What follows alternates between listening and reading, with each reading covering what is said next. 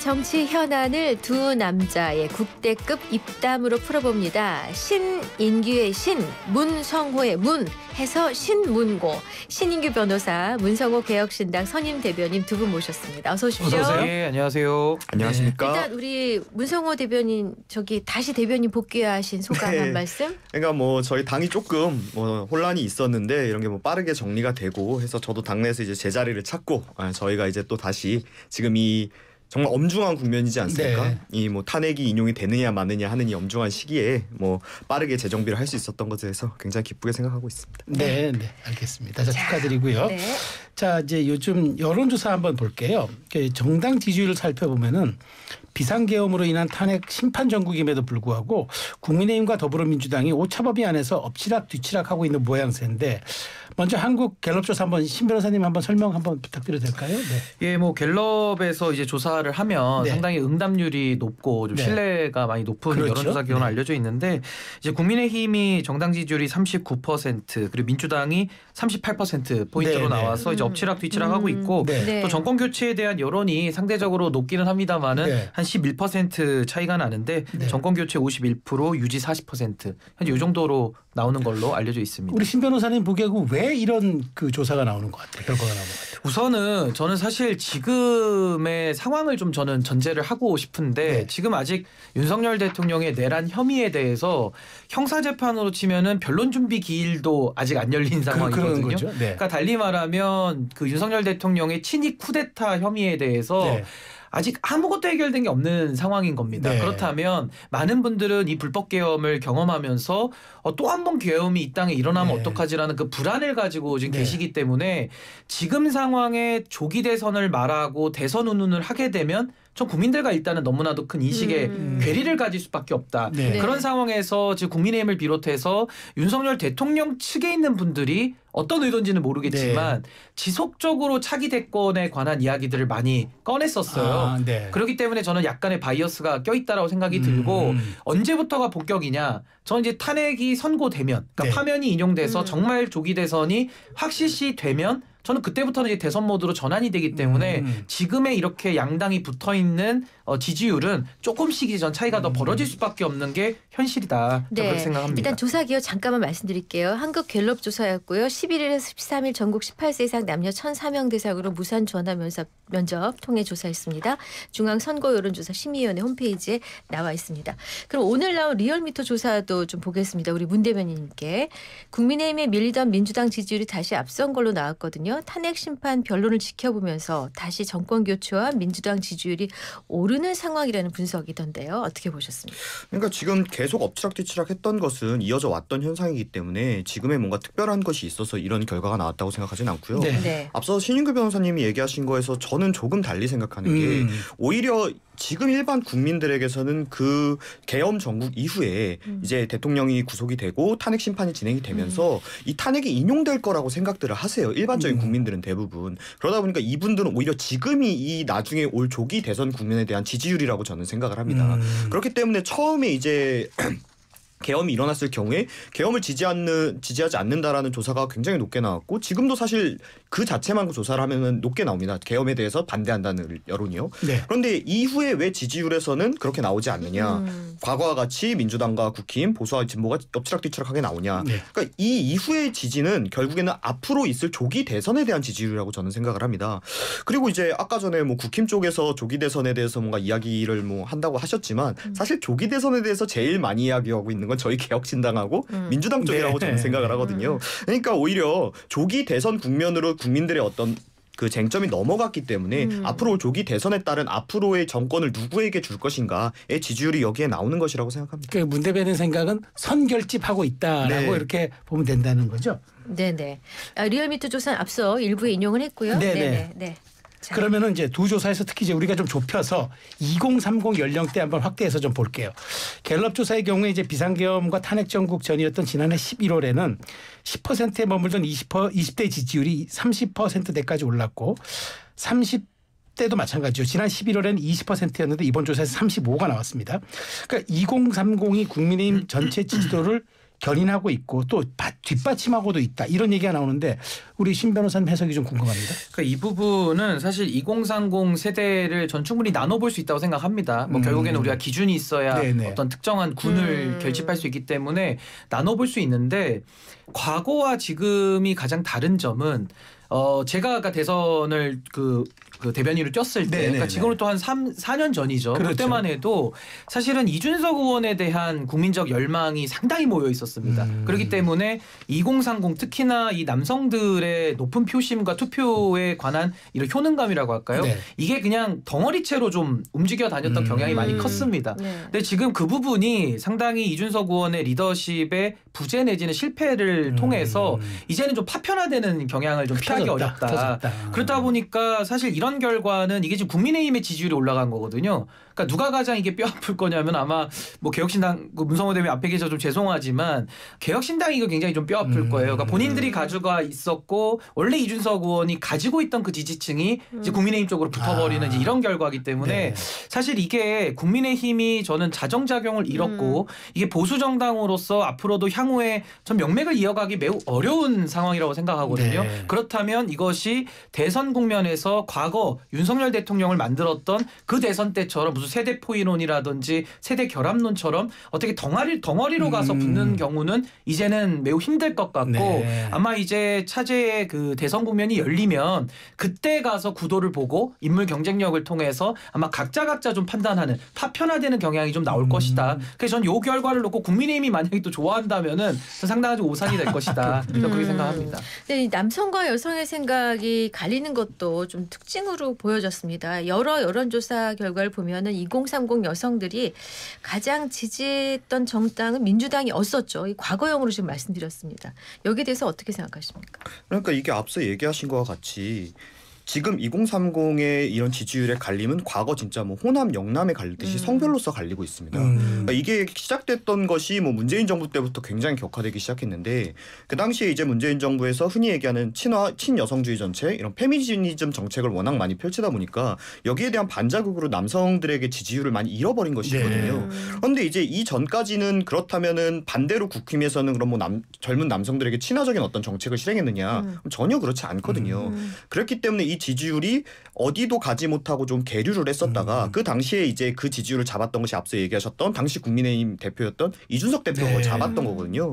근데 이후에 다시 이제 흔히 얘기하는 이준석 대표 축출 사태가 있었고 그리고 그 당시에 이제 대선 당시에 약속했던 여가부 폐지나 이런 젊은 남성들이 이제 요구했던 정책들이 이루어지지 않으면서 이 지지율이 다시 빠졌었습니다. 네. 근데 이 사람들이 빠졌다고 해서 과거 민주당으로 돌아가지 않았었거든요. 그런데 이제 차기 대선이 이제 다가오면서 다음 이제 정권이 그럼 다시 민주당 정권이 될 수 있다. 이런 이제 분석이 나오고 앞날이 이제 점쳐지기 시작하니까 거기에 대한 위기감으로 다시 국힘에 결집하고 있는 거라고 저는 생각을 합니다. 그렇기 때문에 국민의힘에서 이 젊은 남성들이 요구하는 어떤 정책이나 아젠다를 내놓는다면 이 지지율을 고스란히 가져갈 수 있겠죠. 지금 실제로 여기는 그렇다고 뭐 민주당에서 반대로 이분들을 끌어당기기 위한 어떤 정책적인 행보를 보이고는 있지 않으니까요. 그렇지만 아무래도 저번 대선에서 한번 흔히 얘기해서 뒤통수를 한번 쳤었던 경험이 있기 때문에 이전보다는 좀 더 명확하게 그리고 그 정책들을 어떻게 시행할 것인지 국민의힘에서 약속하지 못한다면 지금의 이 젊은 남성들의 지지율은 저는 결국 올바르게 국민의힘에게 꾸준히 주어지는 지지는 아닐 것이라고 생각합니다. 그럼에도 불구하고 오늘 이제 한 정치평론가가 조간에 이제 보도됐는데 2030 세대가 민주당의 노동정책과 외교 노선에 대한 반감을 드러내고 있고 이 수준이 민주당이 우려할 만한 단계에 와 있다. 그러니까 이제 이 얘기는 뭐냐면 결국 이걸 민주당이 수렴하지 못할 것이라는 전망을 했는데 이 부분 동의하세요? 근데 이제 대선이라는 거는 사실 양진영의 총결집 선거기도 그렇죠. 한데요. 네. 결국에는 인물 경쟁력이 가장 중요합니다. 네. 그러니까 구도는 뭐 1대1 구도가 우린 전통적이었으니까 구도는 논외로 하고 결국 어떤 인물이 나와서 그 다음 시대를 열어갈 것이냐 네. 미래를 희망적으로 투표하는 경향이 크거든요. 그러니까 총선 같은 경우는 회고 투표를 하기 때문에 심판 경향이 강하지만 그렇죠. 이제 미래를 어떻게 열 것이냐 이게 이제 가장 중요하다고 볼 수 있는데 아까 제가 설명드린 말씀드린 대로 사실 이준석 의원이 굉장히 키맨이었어요. 근데 키맨이었는데 사실은 뭐 탈당하고 개혁신당 만들고 하면서 조금의 그 행보 속에 동의하지 못하는 사람들이 지금 국민의힘에 잠깐 가 있는 거죠. 근데 이분들이 민주당에 그럼 영원히 안 갈 것이냐? 전 그렇게 보진 않고요. 결국에는 선거라는 것은 밴드웨건 효과가 있기 때문에 안 될 것 같은 후보에게는 표가 더 안 몰리게 돼 있습니다. 그렇다면 그렇죠. 결국에는 국민의힘이냐 민주당이냐를 놓고 아마 선택을 강요당할 수가 있어요.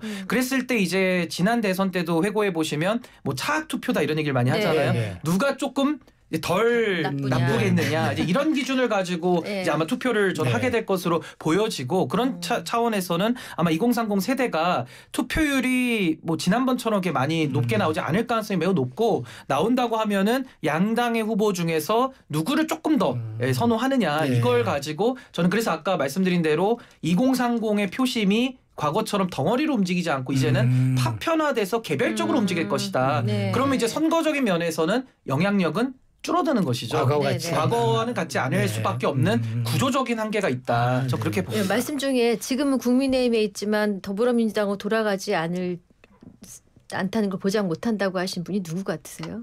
네, 어떻게? 아까 지금 네. 다시 돌아갈 거라고 생각하신 분이 누구 같으세요? 아니 그러니까 저는 이런 네, 거죠. 네. 2030들이 네. 지금은 국민의힘의 임시 지지로 가 있는데 네. 이분들이 그럼 국민의힘을 계속 저는 지지할 그렇게 이해를 거냐? 못하고 네, 그 뜻은 국민의힘의 아니라는 당적을 거죠. 가지고 있는 분이 예. 다시 더불어민주당을 아니, 그 뜻이 택한다는 아니고 의미로 해서 지지자들을 얘기하는 이해했습니다. 겁니다. 이해했습니다. 예, 예. 자, 예. 네네. 그래서 그 이제 청년층 지지율이 이제 상승을 하니까 국민의힘도 이제 2030을 겨냥한 이제 메시지를 강화하고 있는데 민주당은 말을 아끼고 있습니다. 그런데 얼마 전까지 이제 민주당 교육연수원장이었던 박구영 교수의 발언이 이제 도마에 오르면서 사퇴하긴 했습니다. 박구영 원장이. 그런데 실제로 민주당은 그러면은 지가 2030에서 국민의힘이나 보수 진영을 조금 그 지지하고 있는 이런 청년들을 외로운 늑대, 그러니까 사유 없고 계산만 있다. 그러니까 스스로 이들을 더 고립시켜서 퇴출시켜야 한다는 식의 얘기를 해서 논란을 빚었고 이렇게 사퇴를 했습니다. 민주당의 인식이 이 궤와 비슷한 지금 흐름이 있다고 보시나요? 그러니까 말씀만 안 하는 거지 사실 민주당 주류분들의 특히 지지층은 이런 생각을 하고들 계세요. 이게 굉장히 광범위한 이야기고요. 자, 앞서 이야기 나왔던 외교 노선에 대한 반감, 뭐 노동정책의 반감 이런 걸 이야기하셨는데 저는 이게 정확하게 얘기하면 2030이 민주당에게 가지는 반감이라기보다는 4050 기성세대에게 가지는 반감이라고 생각합니다. 그런데 이제 4050 주 지지층이 이제 민주당이다 보니까 거기에 따른 이 어떤 기성세대에 대한 반감이 민주당에 대한 반감으로 이어지고 있는 것이죠. 그런데 이제 이분이 이제 이야기하신 것도 제가 전문을 다 봤는데 굉장히 오만하게 이야기하세요. 네. 그러니까 결국에는 지금 2030에서 자신들을 지지하지 않는 민주당을 지지하고 있지 않는 사람들은 민주화 교육이 덜 된 애들이고 얘네들이 제대로 된 교육을 못 받아서 잘못 판단하고 있기 때문에 우리가 얘네들을 말라 죽여야 된다 이렇게 발언을 하신 거예요. 그러니까 굉장히 선민의식에 찬 아주 그런 발언이죠. 그렇지만 실제 2030들이 보기에는 오히려 전혀 시대가 바뀐지 모르고 여전히 자기들만의 그 아집이나 자기들만의 세계관 속에 갇혀서 자신들에게 이제 뭐 이렇게 막말을 하는 사람일 뿐인 거죠. 그렇기 때문에 저는 아까 얘기하신 것처럼 지금 이제 국민의힘 측으로 가 있는 보수층으로 가 있는 이 지지층은 사실 보수층이 정말 좋아서 지지하고 있는 건 아닙니다. 네. 민주당이 너무 싫으니까 거기로 차악이라고 생각하고 가 있는 거예요. 그렇기 때문에 국힘에서 여기에 따른 2030 특히 남성들을 위한 이런 정책들이 나오지 않는다면 결국 이분들은 얘기하신 바와 같이 파편화될 수밖에 없다라고 봐요. 그런데 이제 좀 민주당에서 그러면은 왜 그런 거를 민주당 받아먹지 못하냐. 네. 반대로 이제 2030 남자들에 대해서 이야기를 조금 했지만 반대로 여성분들은 또 진보 쪽을 지지하는 세가 또 강합니다. 그러니까 다른 세대들은 보면 남녀 간의 차이가 그렇게 크진 않아요. 네. 그런데 2030 같은 경우에는 정말 과거 지역주의 나누듯이 딱 나눠져 있단 말입니다. 그러면은 반대로 민주당이 이제 어떤 이런 남성표를 벗기 위해서 자신들의 어떤 행동을 보였을 때 이 표가 이탈하지 않을까라는 우려가 민주당 내부에도 있는 것이죠. 실제로 이제 좀 2030 여성 지지층이 지금은 민주당으로 굉장히 뭉쳐 있지만 지난 선거들에서는 굉장히 파편화됐었거든요. 그래서 그때 무슨 뭐 녹색을당, 뭐 여성을당 여러 가지 경우로 파편화가 되었었는데 그때 같은 경우에는 반대로 이제 여성층들이 기존의 이제 정권들이 자신들의 이제 원하는 정책들을 하도 많이 해주다 보니까 요구 조건이 너무 높아졌었어요. 그럼 이제 민주당이 더 이상 해줄 수 없거나 해줘서는 안 되는 이제 수준까지 지점까지 왔다? 나오다 보니까 그럼 우리 안 들어주면 딴 데로 갈 거라고 흩어졌다가 근데 이젠 또 반대급부가 커지기 시작하니까 여성분들도 저는 결집을 한다라고 생각을 그렇군요. 하거든요. 근데 지금 2030의 이른바 이제 보수를 좀 지지하는 듯한 모습이 좀 서양에서도 읽혀져요. 미국의 다수 젊은 남성들이 트럼프 지지했고요. 유럽연합의 젊은 남성들이 주류 보수 정당 대신 뭐 극우 정당에 열광하기도 합니다. 또 여성들의 경우는 좀 다르죠. 민주당 또는 녹색당, 주류 좌파 진보 정당에 투표하는 것도 미국과 유럽에서 공통적으로 등장하는 현상으로 보이는데 이 현상을 어떻게 보고 계세요, 신 변호사님? 그러니까 뭐 사실 세계적 추세에 뭐 대한민국이 따라가는 거일 수도 있고 네. 또 대한민국이 뭐 그런 추세를 이끄는 거일 수도 있고 저는 뭐 선후 관계는 잘 모르겠습니다만은 뭐 국내적으로 저는 조금 더 영향력을 네. 분석을 해보자면 2030과 4050은 사실 부모 자식 세대 그래요. 차이입니다. 그렇죠. 딱 20년 차이 나거든요. 예. 그러니까 사실은 부모 세대에 대한 반감이 왜 없겠습니까? 네. 근데 저는 이 박구용 그 원장께서 상당히 저는 보직을 갖고 있는 분 입장에서는 말씀을 더 신중하게 하셨어야 그렇죠. 되는데 네. 신중하지 못한 부분은 있습니다만은 전제가 이렇게 돼 있어요. 서부지법 폭력 난동 사태를 옹호하는 청년들에 대한 비판이거든요. 그러니까 사실은 2030을 싸잡아서 비판했다라기보다는 우리 헌법 체제를 무너뜨리겠다라는 그 행위를 정당화하는 부분에 대한 비판이기 때문에 조금 구별을 해서 봐야 될 것 같고 저는 사실 젊은 세대들이 왜 민주당에 대해서 반감이 있을까? 뭐 성별 문제 아니면 뭐 부동산 문제 있지만은 저 본질은 국가주의적 사고와 자유주의적 사고로 보거든요. 그러니까 어떤 일이 터질 때마다 국가가 우선하는 민주당식의 방식에 이제 좀 질리는 거죠. 그래서 오히려 더 민간이나 이렇게 좀 더 개방화된 자율과 민간의 힘을 가지고서 좀 더 역동적으로 사회를 바꿨으면 좋겠다. 더 기회를 많이 주고 더 폭넓은 운동장에서 함께 경쟁해보자. 이런 것들이 젊은 세대들의 욕구인데 그걸 민주당이 잘 받아들이지 못했고 정확하게 말하면 문재인 정권이 그걸 못했죠. 그래서 사실은 운동권에서 문재인 대통령과 결탁해서 자기들끼리 다 해먹고 끝나버린 거거든요. 그래서 전 이재명 대표에게는 한 번의 기회가 이번에 대선에 있기 때문에 저는 그 문재인 정부가 취했던 아주 낡은 국가주의적 국가만능적 사고방식을 과감히 탈피하고 저는 민간과 이런 시장 경제나 자율에 대한 믿음과 확신을 가지면서 조금 더 따뜻한 사회를 꿈꾼다면 민주당의 스펙트럼에서는 벗어난다고 생각하지는 않습니다. 그래서 그런 식의 내부 탈피를 할 수 있겠느냐. 그래서 저는 외부적 요인보다는 내부적으로 아마 이재명 대표가 어떤 결단을 하느냐가 좀 더 중요하지 않나 생각이 듭니다. 알겠습니다. 여기서 잠시 광고 듣고 돌아오겠습니다.